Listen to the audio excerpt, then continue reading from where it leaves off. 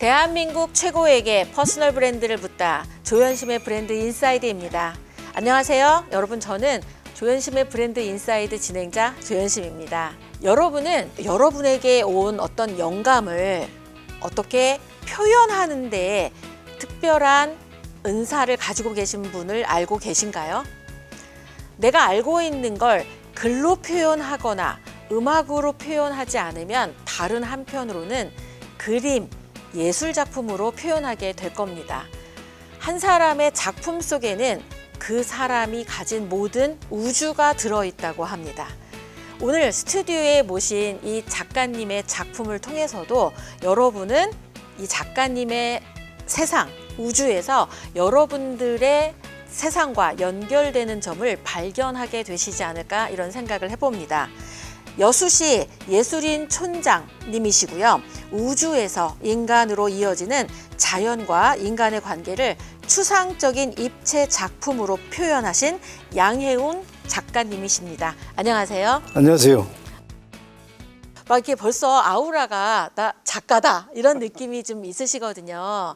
근데 오늘 여수에서 올라오셨죠? 네. 네. 그래서 여수에서 지금 이렇게 스튜디오까지 오셨는데 여기 지금 분위기 좀 어떠신가요? 굉장히 아주 밝고 좋습니다. 분위기가. 기대를 좀 해보도록 하겠습니다.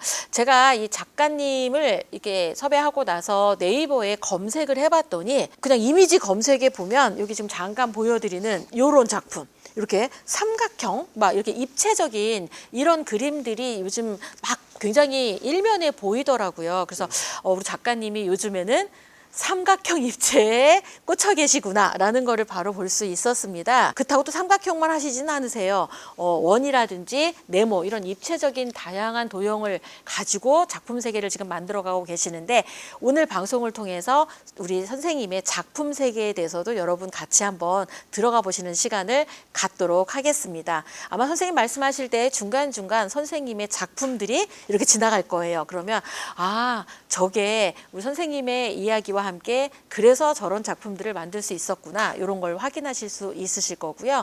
이거 외에도 한 50여 편의 조형물을 또 만들어서 실제로 우리가 사는 삶의 현장에서 만나볼 수 있기도 하실 겁니다. 오늘 방송 보신 분들은 우리 양혜웅 작가님을 처음 보신 분들도 계실 것 같아요. 우리 시청자분들에게 직접 본인 소개 좀 부탁드리도록 하겠습니다. 안녕하세요. 저는 여수에 살면서 평면 그림보다는 입체적으로 도드라지는, 그래서 다양한 조형성을 가지고 있는 그런 작품들을 하고 있는 서양화가 양혜웅입니다. 깔끔하게 서양화가, 이렇게 말씀을 해주셨네요. 갑자기 궁금합니다. 보통 그 단면적인 부분들을 그리는 분들을 훨씬 더 많이 만난 것 같아요. 그런데 특별하게 나는 입체적으로 이렇게 이 입체 작품에 좀 이렇게 심취하게 된 어떤 계기 같은 게 있으셨을까요? 아무튼 새로운 그림을 찾아가는 것은 작가들의 의무죠. 그래서 평면 작품보다는 훨씬 더 많은 의미를 담을 수 있는 그런 입체 작품을 하게 되더라고요, 자연스럽게. 그리고 어렸을 때부터 저는 만들어서 그리는 걸 좋아했습니다. 만들기도 좋아하고 그리기도 좋아하고. 네. 그래서 이제 자연스럽게 이렇게 입체 작품을 하게 된 것 같은데요. 굉장히 만족하고 있습니다. 지금 사실은 제가 초반에 소개를 좀 드렸던 포인트 중에 하나가 우주에서 인간으로 이어지는, 이런 표현이 우주에서 인간으로 그러니까 이렇게 연결된다? 눈에 보이지 않잖아요. 우주에서 인간으로 이어지는 이런 뭔가가 눈에 보이지 않는 걸 이렇게 지금 눈에 보이는 투상물로 지금 연결해서 빼내셨단 말이에요. 그런 주제를 이렇게 딱 어떻게 선정하게 된 계기 같은 게 있는지 궁금합니다. 인간이란 어떤 존재인가, 이것에 관한 생각을 많이 했습니다. 그래서 이 작품 생활을 하면서 그런 어떤 인간과 자연의 관계, 인간과 우주의 관계, 또 인간과 인간의 관계, 이런 것을 굉장히 풍요롭게 할 수 있는, 표현할 수 있는 방법이 무엇인가, 이런 걸 자꾸 생각했고요. 그리고 말하듯이 우주에서 인간으로 이어지는 것은 굉장한 시간적인 어떤 축적이 필요하잖아요. 저는 그렇게 생각합니다. 제가 지금 이렇게 살고 있는 것은 아마 그 시절 138억 년의 시간이 나에게로 온 것이 아닌가, 이런 생각을 합니다. 지금의 우리의 모습을 가진 인간들, 지금의 그리고 세상에 널려있는 풍광들, 이런 건 수억 년의 시간이 축적된 것이죠. 그렇게 얘기하니까 갑자기 제가 되게 큰 사람인 것 같아요. 아, 굉장히 그렇게 소중한 네. 사람들이죠. 한 사람 한 사람이. 네, 아마 오늘 방송을 보시는 분들이 그냥 단순히 예술 작품, 그냥 서양 화가 한 분을 만나는 게 아니라 본연적인 나를 만나는 시간이 되지 않을까 그런 기대를 좀 해봅니다. 요즘 지금 여수시 예술인 촌장님으로도 활동을 하고 계시잖아요. 근황을 좀 소개해 주시죠. 요즘 이제 예술인 촌장을 맡고 있는데요. 예술인 촌장은 임기가 한 3년 정도 됩니다. 3년마다 이제 촌장이 바뀌는 건데 지금 제가 하고 있는 것이고요. 여수시 예술인 촌을 좀 소개 좀 하자면 여수시에서 폐교를 사가지고 많은 돈을 들여서 리모델링해서 여수시 미술협회에 위탁을 맡긴 건데요. 거기에 지금 5명의 작가들이 살고 있습니다. 그래서 그 5명 작가가 정말 치열하게 작품을 하고 있는 것이죠. 우리나라의 어떤 정신을 이렇게 담을 수 있는 정예적인 어떤 작가들 산실이 되지 않겠는가 이런 생각을 하고 있습니다. 지금 갑자기 궁금해지는데 그러면 그 5분 중에 한 분이신 건가요? 그렇죠. 오, 그러면 그 예술인 촌인 거잖아요. 이런 게 다른 지역에도 혹시 있는가요? 다른 지역이 많습니다. 많은데 그 운영 시스템이 네. 여수시 예술인촌은 굉장히 특이합니다. 시에서 매입을 해서 시에서 다 리모델링해서 작가들에게 이게 위탁을 하면서 운영비를 지원하거든요. 이런 시스템을 가지고 있는 예술촌은 여수밖에 없습니다. 갑자기 여수시가 예술 시처럼 막 품격이 확 올라가는 듯한 느낌인데 여수시가 굉장한 미술 도시라고 생각합니다. 자부심이 굉장히 크겠습니다. 예. 그럼 이런 지금 예술인 촌장 입장에서 이 다른 시에 있는 다른 그 작가님들이나 이런 분들이 되게 부러워하실 것 같다는 생각이 굉장히 들어요. 부러워하죠. 그래서 되게 감사하다는 생각이 들기도 할 것 같고 예. 예수시에 네네. 그쵸, 여수시에 그래서 여수시의 대표로 예술인 촌장님으로서 감사 인사 한번 드리는 시간 갖도록 하겠습니다. 우리 여수가 여러 가지로 정말 그 이제 좋은 도시로 가고 있는데요. 미술인의 한 사람으로서 정말 미술이 특화되는 그런 도시가 됐으면 좋겠고요. 시에서 좀 더 많은 관심과 지원을 바라고 있습니다. 지금도 많이 해주셨는데 앞으로 더 해주시면 더 잘하겠다 이런 얘기죠. 그 혜택이 우리한테 오는 게 아니고요. 네. 시민 전체에게 가는 것이죠. 미술이 풍요로워지면 네. 시민 모두가 풍요로워지는 거니까요. 그 말이 확 와닿는 것 같아요. 사실 그냥 밋밋한 벽도 그림이 그려지면 작품으로 인식되고 굉장히 가볼 만한 곳, 성지가 되기도 하고 그런 거잖아요. 그러면 궁금한데 여수시에 그 우리 작가님께서 만들어 놓은 조형물들이 좀 많다고 들었습니다. 내가 한 50개 중에 70%가 여수시에 있다고 하는데 어느 지역에 가면 나의 조형물을 만날 수 있다라고 하는 거 좀 알려주시죠. 여수 전 지역에 산재되어 있습니다. 제가 한 50개 중에 70개니까 한 30몇 개 정도 된 것 같은데요. 대표적인 게 여수 돌산공원에 어업인 유령탑이라고 있습니다. 해난 사고를 당한 어업인들을 위한 유령탑인데요. 각 섬마다 제 조형물이 굉장히 많이 있고요. 여수 시내에도 아파트 앞에 또는 공원 이런 데 제 작품이 많은데 사람들이 작품만 보니까 그게 양해웅 작품인지 잘 모릅니다. 가까이 가서 읽어봐야 되는데 그런 걸 안 보니까. 근데 친근하게 제 작품을 이미 많은 사람들에게 이렇게 보여주고 있을 겁니다. 여수 돌산공원에 가시면 진짜 그 어업인 위령탑 한번 꼭 보시고 추모도 하시고 우리 양혜웅 작가님도 한번 떠올려 보시는 시간도 가져보시고 인증샷도 남겨주시면 너무 좋겠다는 생각이 듭니다. 여기서 갑자기 궁금한 생각이 들어요. 사실은 서양 화가라고 말씀을 하시면 주로 이렇게 뭐 입체까지 한다 하더라도 조형물까지 갈 거다 이렇게 생각은 잘 못할 것 같은데 그렇게 스펙트럼을 이렇게 넓게 가시는 게 일반적이지는 않을 것 같은데 어떠세요? 제가 그런 조형물과 이렇게 만났다는 것은 굉장히 운이 좋았다고 생각을 합니다. 일반 작가들이 잘 할 수 없는 일인데 우리나라 이 조형물 관계법이 1980년도 초에 만들어집니다. 그 초에 그 법이 만들어졌을 때 굉장한 어떤 그 마음의 동요가 있었습니다. 저걸 하면서 정말 멋있게 작품 생활을 할 수 있겠구나.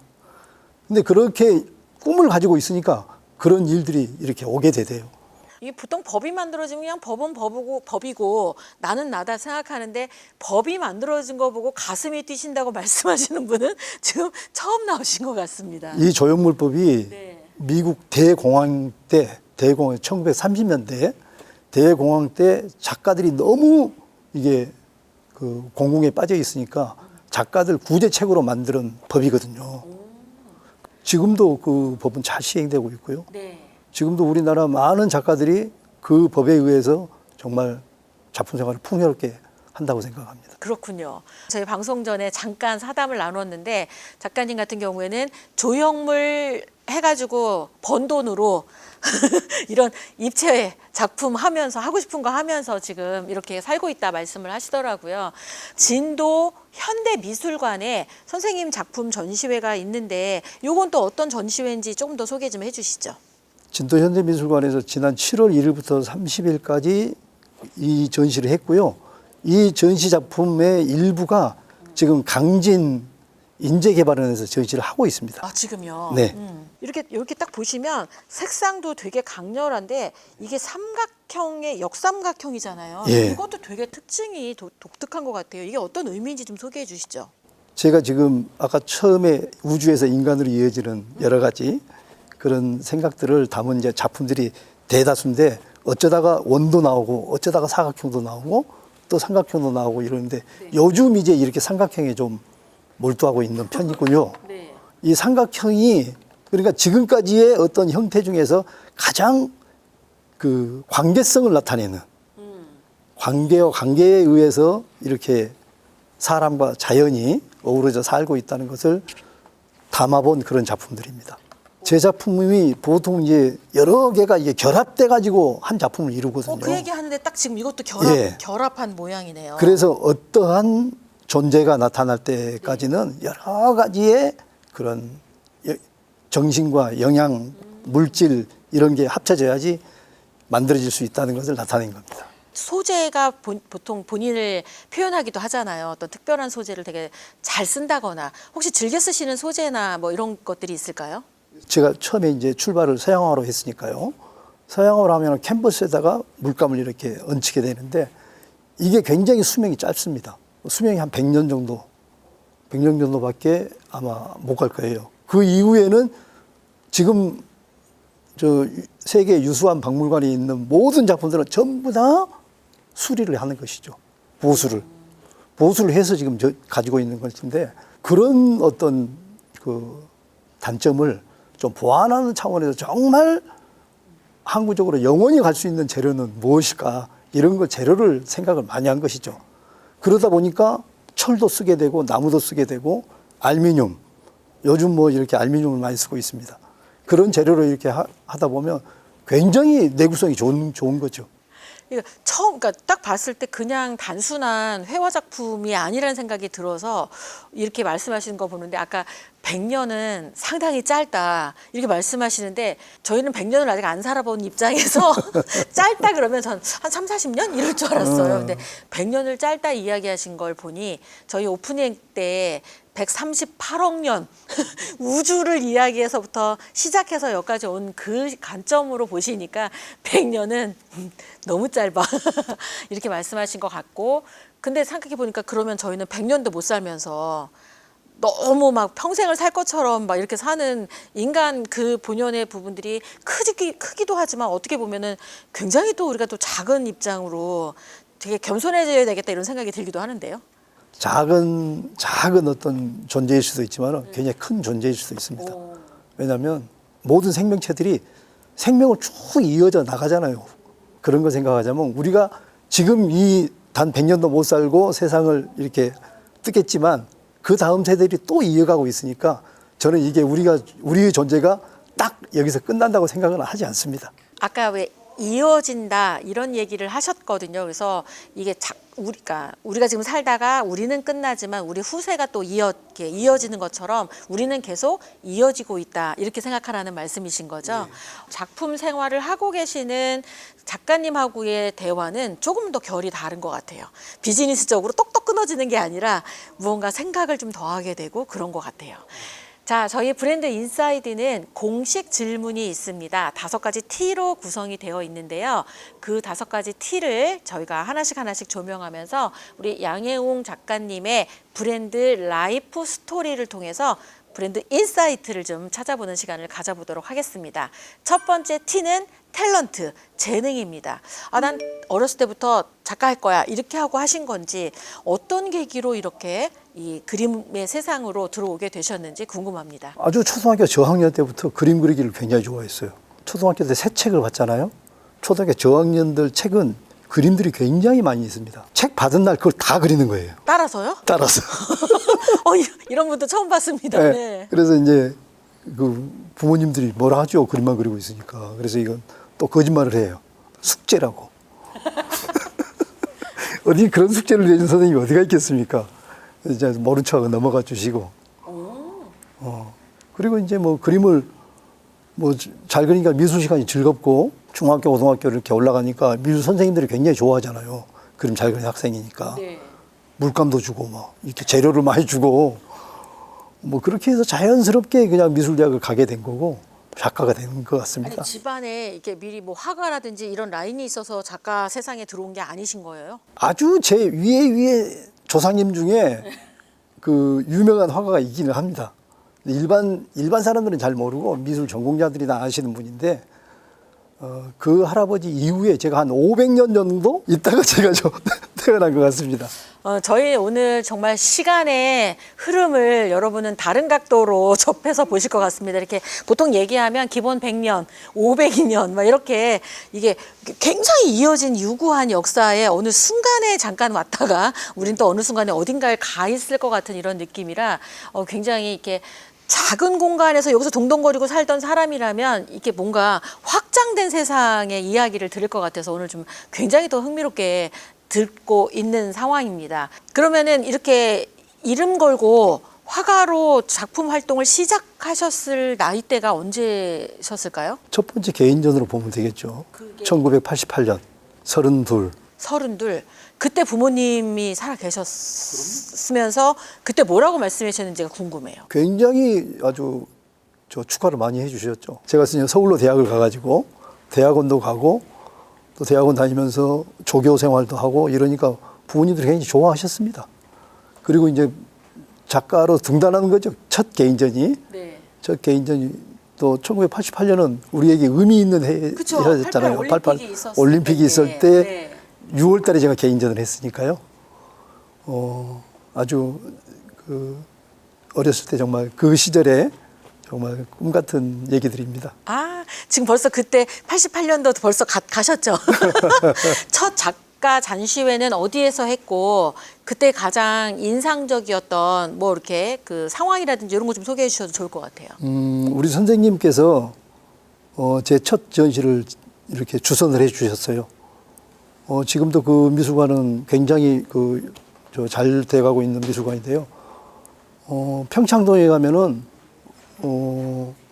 토탈 미술관이라고 있습니다. 그 토탈 미술관이 장흥에도 있었고 이 평창동에도 지금 있는데, 그때 우리가 88년도에 전시를 할 때는 동숭동에 있었습니다. 동숭동에 토탈 미술관이 있었는데 거기서 첫 번째 개인전을 하게 됐고, 그런 규모의 미술관에서 첫 번째 개인전을 하기가 굉장히 어렵죠. 그 미술관 관장님하고 제 사부님하고 친한 친구였습니다. 그래서 그런 게 가능했었고, 제가 개인전 할 때마다 좋은 장소에서 좋은 지원자들이 있어가지고 아주 굉장히 젊었을 때 작품 생활하는 게 도움이 많이 됐었습니다. 지금 이렇게 나 혼자의 어떤 그게 아니라 뭔가 큰 정말 그때마다 도움을 많이 받아서 지금 작가 생활을 할 수 있었다 이렇게 생각이 들잖아요. 아까 좀 전에 선생님이라고 언급을 해주셨는데 뭐 직접 작품을 가르쳐 주신 선생님이신가요? 이승조 선생님이시라고, 지금 굉장히 이렇게 지금 이 시대에 이제 많이 이렇게 각광을 받고 있는 작가인데요. 네. 최근 얼마 전에 그 뉴욕 그 현대미술관의 작품도 소장이 되시고, 2년 전쯤에 국립현대미술관에서 또 이렇게 유작전도 하시고 굉장히 세계적으로 지금 각광을 많이 받고 있는 작가인데요. 이승조 선생 그러면 대표적인 게 핵 시리즈 작품입니다. 핵 시리즈. 핵 시리즈. 파이프가 요즘 지금 파이프 같은 그런 걸 쭉 연결시켜가면서 굉장히 독특한 조형 감각을 가지신 분이시죠. 지금 그 시대를 일컬어서 단색화 시대라고 하는데요. 그 단색화 작가들 중에서도 조형성이 굉장히 뛰어난 작가지요. 너무 일찍 돌아가셔서 정말 애통합니다만은 지금까지 살아계셨다면 어마어마한 작가가 되셨을 텐데 지금도 남아있는 작품으로 아마 세계 미술사에 당당히 아마 크게 이름을 떨치리라 생각을 합니다. 그러면 이승조 선생님 덕분에 첫 개인전도 토탈 미술관에서 할 수 있었다. 그렇죠. 이렇게 말씀을 하시는 예. 거잖아요. 그러면 아마 선생님의 이 메시지가 이어진다라고 보면 분명히 들으실 거라는 생각이 들거든요. 그래서 이승조 선생님에게 감사 인사 좀 드려보는 영상 메시지 시간 드려보도록 하겠습니다. 아이고 선생님 이름을 정말 오랜만에 이렇게 불러봅니다. 선생님 정말 그립습니다. 선생님과 정말 그 옛날에 그 같이 지냈던 일들 그런 건 정말 제 인생에서 잊을 수 없는 시간이 됐었습니다. 지금도 사모님하고 또 따님하고 연락을 하고 지냅니다만은 정말 선생님 제가 살아있는 날까지 선생님 정말 잊지 않고 계속 기억하도록 하겠습니다. 감사합니다, 선생님. 네, 덕분에 저희도 이승조 선생님의 소식을 듣게 되네요. 막 지금 눈가가 촉촉하시네요. 그때 생각이 막 이렇게 지나가는 거죠. 그 선생님의 그 힘과 에너지, 이런 정신을 이어받아서 우리도 양혜웅 작가님이 또 잘 가고 계신 게 아닌가 이런 생각이 듭니다. 그렇습니다. 좋은 스승을 만나야 또 좋은 제자가 되는 거니까요. 좋습니다. 자, 저희 두 번째 공식 질문 들어가도록 하겠습니다. 트레이닝. 사실은 고수들 이런 사람들은 자기만의 훈련법이 존재합니다. 이렇게 다른 사람한테 뭐 이렇게 꼭 이야기해 줄 수 있는 부분으로 평상시는 얘기하지 않지만 내가 반복적으로 해온 나만의 어떤 훈련법 같은 게 있으실 거란 생각이 들거든요. 그래서 그 훈련법을 3가지 키워드로 좀 소개해 주시는 시간을 갖도록 하겠습니다. 자, 첫 번째 키워드. 우리 그림의 가장 그 기본적인 게 선을 긋는 겁니다. 선 긋기. 예, 네. 선을 긋는 건데 지금도 저는 크로키를 많이 하고 있습니다. 지금도 그 여수에서 우리 동호인들끼리 모여서 누드 크로키도 하고 일반 크로키도 하고 그리고 또 크로키보다 더 좋은 그런 훈련법이 저는 서예 연마라고 생각합니다. 그 서예가 정말 크로키 정신을 그대로 담고 있는 거죠. 한획에 의해서 결정이 되는 거니까 그런 화가로서 그런 아주 기초적인 트레이닝을 계속 한다는 건 굉장히 좋은 일이죠. 그것을 제가 입체 작품을 하면서도 끊임없이 그런 일들을 계속 반복하게 하고 특히 서예에 대한 어떤 그 공부는 제 작품을 굉장히 풍요롭게 해주는 과정이지 않았나 이렇게 생각이 됩니다. 서예하고 조형물하고 아무런 상관이 없을 것 같잖아요. 그렇죠. 그 한자가 상형 문자잖아요. 원래 그림이었어. 그러네요. 그림에 대한 어떤 훈련을 계속 하다 보니까 조형물이 굉장히 사유가 깊어지고 풍요로워집니다. 나를 이 자리에 있게 한 건 본연의 선긋기였다. 저도 옛날 초등학교 4학년 때 서예를 배웠던 기억이 있어요. 그래서 막 계속 이렇게 일자 이거를 하면서 힘이 생겼는데 요즘에 글을 안 써갖고 이게 힘이 없어요.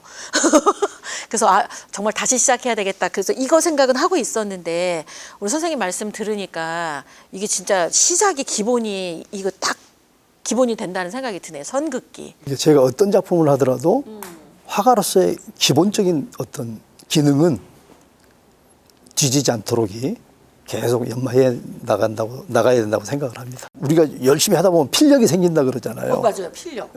이 필력이란 게 기운이 모아지는 거죠. 필력이 모아진다. 이거가 에너지가 모아져서 굉장히 바르고 정갈하게 내가 원하는 것들을 표현할 수 있다. 그 힘을 만드는 원천이라는 생각이 드네요. 역시 고수는 남다르다 이런 생각이 듭니다. 자, 두 번째 훈련법 소개해 주시죠. 생각을 많이 하는 거죠. 우리 작품은 나를 통해서 나오잖아요. 자, 이 세상에 굉장히 생각도 많고 어떻게 아름다운 풍광도 많아요. 이걸 어떻게 걸러가지고 작품으로 표현한 거지 않습니까? 그렇죠. 그러니까 내가 굉장히 중요한 거예요. 그러니까 수신이 굉장히 중요한 거예요. 그 수신을 어떻게 해야 되냐? 독서를 많이 해야 됩니다. 네. 책을 많이 읽어야 돼요. 왜냐하면 새로운 정보가 와야지만이 새로운 나에게서 나가는 어떤 산물이 있잖아요. 뭐가 들어와야지 산물이 있거든요. 네. 그러니까 우리 만약에 수신을 하지 않으면은 보통 사람들하고 똑같은 거죠. 일반 사람들하고. 예술가가 아니라 일반 사람은 똑같아요. 거기에서 특별한 게 나올 수가 없는 거죠. 끊임없이 공부하는 것, 끊임없이 사색하는 것. 이게 제가 볼 때는 작품에 굉장히 중요하지 않느냐. 너무 중요한 포인트를 말씀을 해주셨습니다. 그런데 궁금한 건 요즘처럼 수신을 하는 방법을 그렇게 독서가 아니라 스마트폰을 보는 시간이 훨씬 더 많아졌잖아요. 스마트폰을 보면 생각이 나는 게 아니라 그냥 지나가잖아요. 이런 시대에는 이 많은 생각을 하기 위해서 사실은 물리적으로 시간을 빼서 독서를 하거나 뭔가 이렇게 해야 되는데 우리 선생님만의, 우리 작가님만의 특별하게 이 독서를 위한 시간을 확보하기 위한 노력 같은 게 있다면 어떤 게 있으실까요? 우리가 작품 생활을 하게 되니까 독서 시간을 따로 정할 수는 없습니다. 틈틈이 하는 거죠. 아, 틈틈이. 틈틈이 해야 됩니다.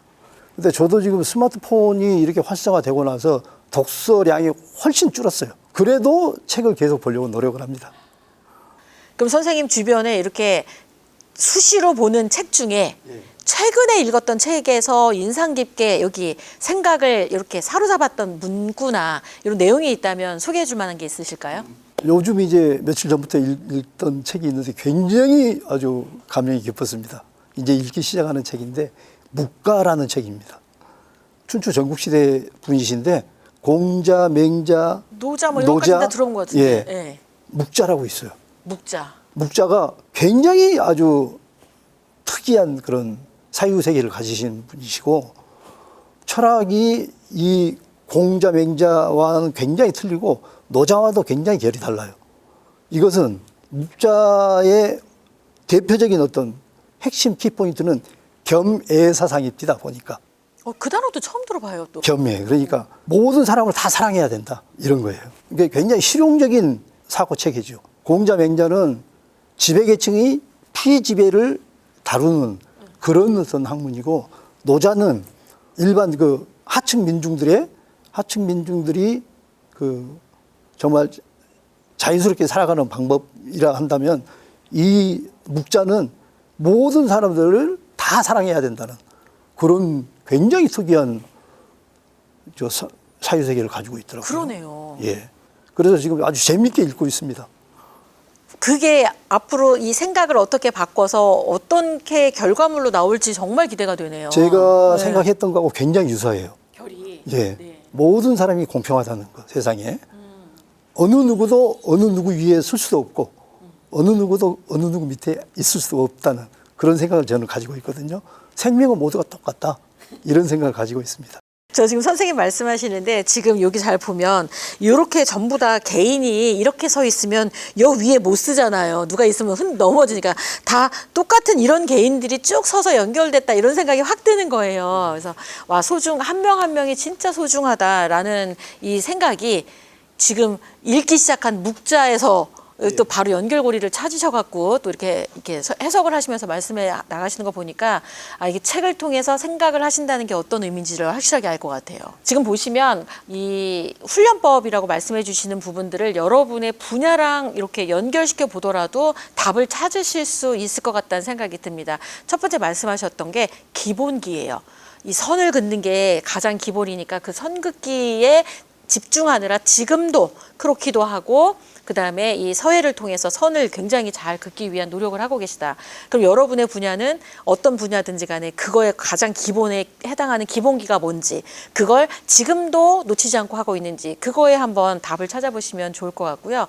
두 번째, 생각을 하는 게 작품 세계로 나오는데 생각을 하기 위해 수시로 책을 읽는다라고 말씀을 하셨거든요. 그러면 여러분은 여러분이 하는 일에 이런 지속적인 아이디어나 이런 걸 얻기 위해 그렇게 책과 가까이 있는 생각을 하기 위해서 어떤 노력을 하고 계시는지 이렇게 연결해서 생각을 하시다 보면 굉장히 재미있게 브랜드 인사이트를 찾아가실 수 있지 않을까 생각합니다. 기대가 되시죠? 자, 세 번째 키워드 궁금합니다. 선생님. 이 작품에도 끝없이 생각을 해야 됩니다.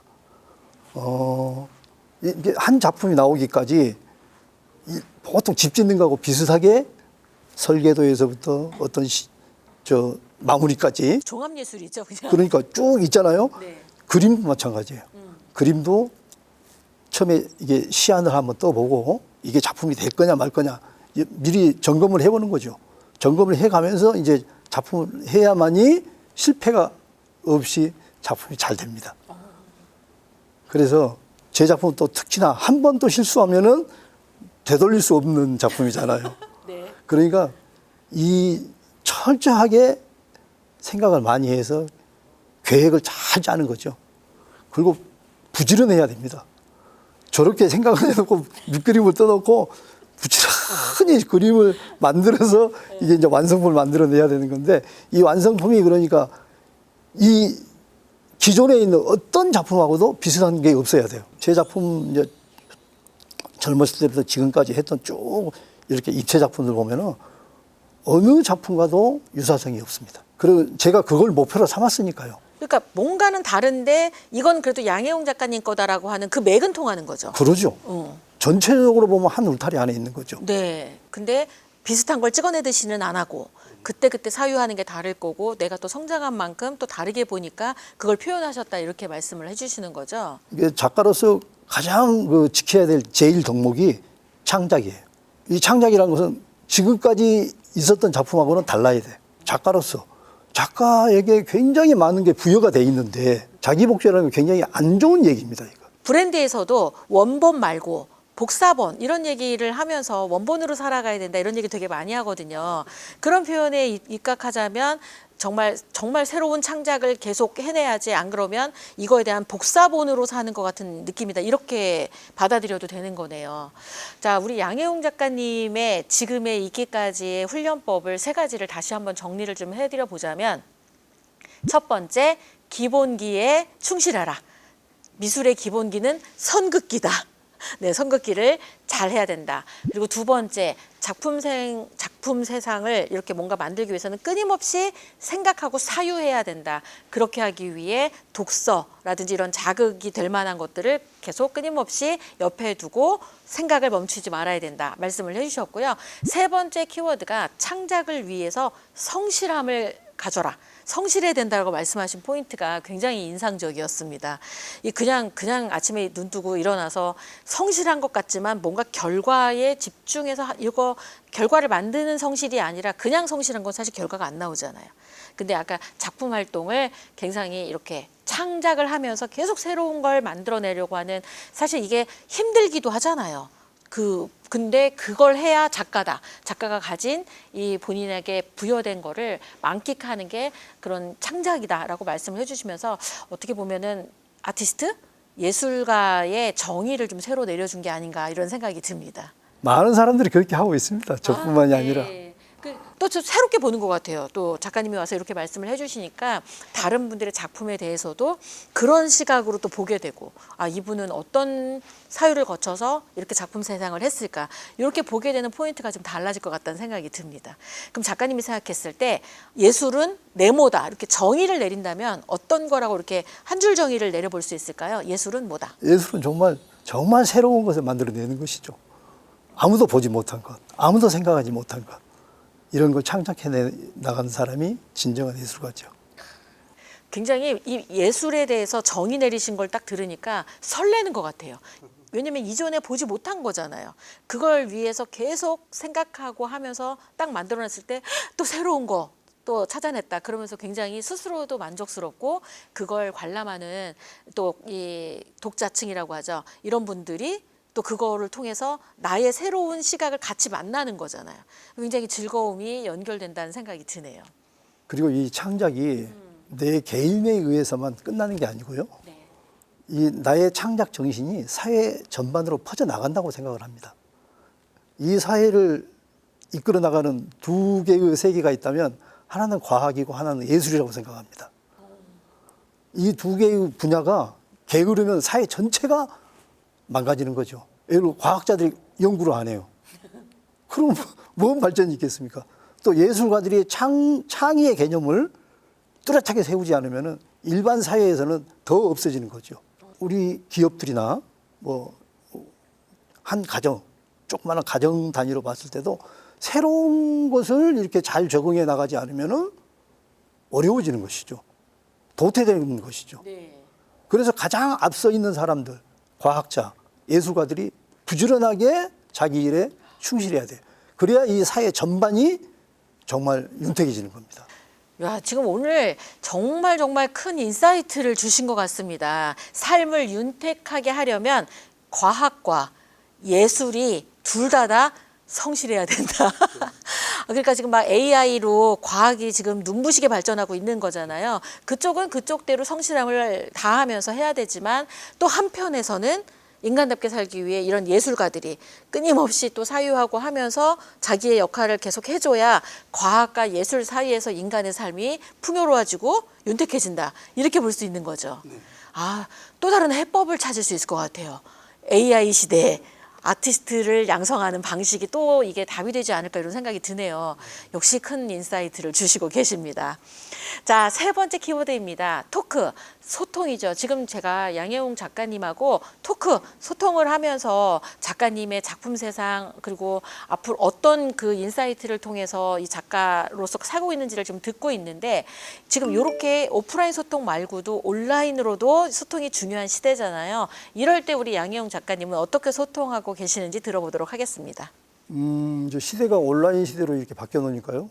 우리 작가들도 적응을 해야 된다고 생각을 합니다. 그래서 제가 이렇게 전시하면서 책을 만들어내잖아요. 이게 이제 필요 없어질 때가 올 수도 있어요. 그렇게 이제 적응을 해 나가야 되는데, 네. 저도 이제 그 아무튼 컴퓨터 다루는 법, 온라인상에서 이렇게 서로 이렇게 소통하는 방법 굉장히 많이 생각을 하고 있습니다. 그래서 제 페이스북이나 제 인스타그램이 있는데 거기에 저는 다른 일상보다도 작품만 올리려고 생각을 합니다. 그래서 제 페이스북에 보면은 제 작품이 아주 저 시대별로 쭉 아마 소개가 돼 있을 거예요. 네. 모든 작품이 거기에 다 있습니다.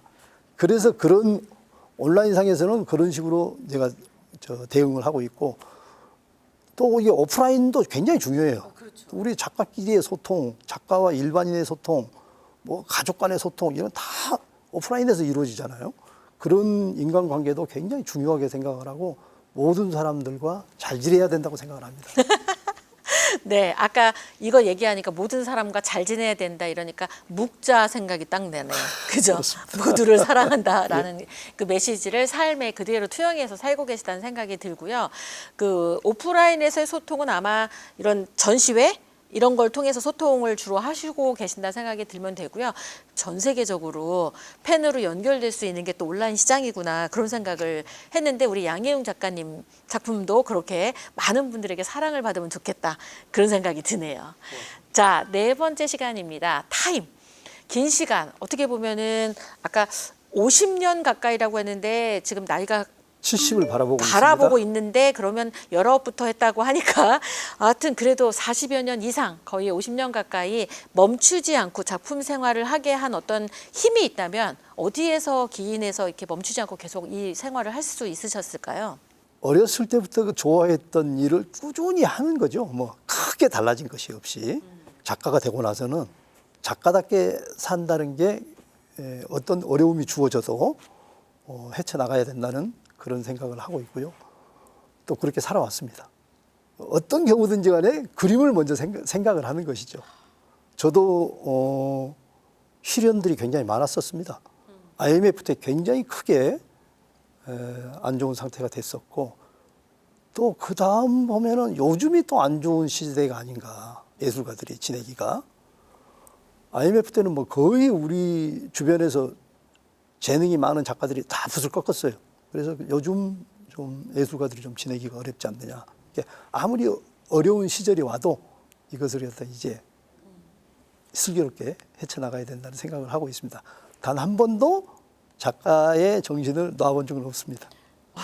그러니까 작가 정신이라는 거 먹고 사는 생존의 위협이 와도 붓을 꺾지 않는 힘, 그림을 놓지 않았다라고 말씀하시는 거에서 어려움이 없었다는 그 표현이 아니라는 걸 여러분 충분히 아실 수 있을 것 같습니다. 어떤 상황이 와도 그림을 먼저 생각했고 그게 작가 정신이고 지금의 오늘날의 양행웅이라는 이름 석자를 만들게 한 힘이 아니었나 이런 생각이 듭니다.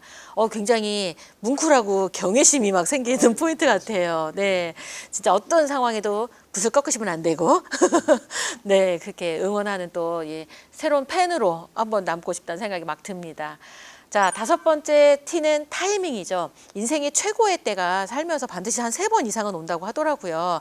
작가님이 생각하셨을 때 내 인생 최고의 때는 이런 때였다. 혹시 그런 게 있으시면 소개해 주시고, 아니다, 아직 안 왔다. 그러면 어떤 모습일 때가 최고의 때인지 좀 소개해 주시죠. 인생의 최고는 이제 기다리고 있겠죠. 앞으로. 아직도 안 왔다. 네, 앞으로 이제 안 왔고 가장 최고의 어떤 그런 상태를 상상을 해줘 보자면 이제 외국에서 이제 정말 양해웅의 존재가 정말 세계 미술사에 이렇게 드러나는 그런 시절이 뭐 가장 그 전성기가 아니겠는가 이렇게 시작되고 지금까지는 어떤 내 이름을 알린다라든가 뭐 이런 것보다는 일단 작품을 열심히 하는 것에 주력을 했습니다. 그래서 지금부터는 지금 이제 이 나이부터는 지금까지 해왔던 일들에 대한 어떤 대외 홍보라든지 이런 것을 좀 열심히 한번 해보고 그리고 지금보다도 이제 지금까지 배워왔던 이런 그 나의 모든 에너지를 축적해서 정말 멋있는 작품을 이제부터는 해야 되지 않겠는가. 그래서 세계 미술에 이게 당당하게 나서야 되지 않겠는가 이런 생각을 하고 있습니다. 그러니까요. 저희가 미술을 몰라도 피카소, 입체 화가를 다 기억하잖아요. 입체 회화 이쪽 하면은 양해웅 딱 해서 삼각형 거꾸로 서 있는 것만 봐도 이건 양해웅이다. 이걸 전 세계 사람들이 알아볼 그날까지 양해웅 이름 석자, 이름값을 드날리는 그날이 내 인생 최고의 때다라고 말씀을 해주셨네요. 그게 되게 소년처럼 말씀을 하셨어요. 아직 나 이제 좀 있으면 70을 바라보는데 최고의 때 아직 안 왔어. 올 거야. 기다리고 있어. 이 말이 어떻게 보면 삶을 굉장히 길고 여유 있게 보시는 그걸 저희한테 알려주신 것 같아서 눈앞에 힘든 부분만 보면서 꺾이고 있는 많은 분들이 이번 방송을 통해서 조금 더 길게 보는 안목을 좀 이렇게 키우시면 어떨까 이런 생각을 해봅니다. 작가님 평생 나 이런 거 꼭 해보고 싶다. 좀 전에 얘기한 거랑도 연결될 수도 있을 것 같은데 나 이걸 이루고 싶다는 꿈이 있다면 어떤 게 있으실까요? 제가 지금까지 작품을 해왔을 때 가장 힘들게 그 받아들인 사람이 우리 집사람입니다. 네. 그리고 우리 아들들도 있는데 우리 아들들은 뭐 이렇게 어린 시절이니까 그다지 뭐 아버지가 그림을 그린다고 해서 지들이 어려움을 느꼈다든지 이런 건 아마 없었을 거예요. 그렇지만 우리 집사람, 우리 아이들하고 같이 정말 마음 놓고 즐기는 그런 여행을 한번 해보고 싶습니다. 이게 공표를 하면 또 이루어진다고 하잖아요. 이번 방송을 통해서 이렇게 언제 내가 같이 꼭 나간다. 이렇게 미리 공표를 좀 하시면 그날이 이렇게 올 것 같아요. 5년 안에 어. 우리 가족 여행이 이루어졌으면 좋겠습니다. 5년 안에 세계 일주를 예. 마친 예. 우리 양해웅 작가님의 그 패밀리를 좀 상상을 해보고 응원을 해보면서 그렇게 또 전 세계를 보면서 얻었던 영감으로 또다시 작품 세계가 얼마나 풍요로워질지 아주 기대가 됩니다. 작가님 오늘 이게 방송 지금 하셨는데 소감이 어떠세요? 할 말을 많이 한 것 같아서 후련합니다. 훌륭하시죠? 예. 그리고 이제 뭐 여러 가지 생각도 많이 나고 우리 선생님 생각도 많이 나고 우리 집사람 생각도 나고 아이들 생각도 나고 아무튼 그림은 제가 그리지만은 저의 그림을 이렇게 뒷받침해주는 모든 사람들 이런 사람들 굉장히 고맙다는 생각을 많이 합니다.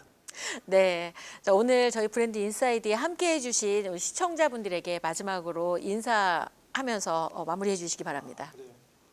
시청자 여러분, 우리가 사는 이유는 행복해지기 위해서 살고 있습니다. 행복하다는 건 무엇일까요? 아까 전에 제가 얘기했듯이 좋은 곳 여행 다니는 거, 좋은 책 보는 거, 좋은 사람 만나는 거, 좋은 풍광 구경하고 좋은 느낌 가지는 거 이런 것이 행복이 아니겠습니까? 그 행복 속에 우리 예술도 여러분들과 같이 했으면 참 좋겠습니다. 예술에 관심을 많이 가져주시기 바랍니다. 고맙습니다. 네, 오늘 함께해 주셔서 고맙습니다. 네, 고맙습니다. 여러분 혹시 에우다이모니아라는 단어를 알고 계십니까? 아리스토텔레스가 이야기했던 에우다이모니아는 자신이 좋아하는 걸로 먹고 사는 걸 해결하고 여행처럼 삶을 즐기며 사는 것. 행복의 정의를 저는 에우다이모니아를 이렇게 정의해 보았습니다. 본인이 좋아하는 걸로 먹고 사는 걸 해결하시고 그리고 삶을 여행처럼 즐기는 것. 그게 오늘 양혜웅 작가님의 이야기 속에서 충분히 녹여놔서 여러분에게 전달됐으리라고 생각이 듭니다. 여러분의 삶을 여행처럼 그리고 작가처럼 사는 아티스트 웨이로 꾸며가시기를 바라면서 오늘 방송 여기까지 하도록 하겠습니다. 시청해 주셔서 고맙습니다.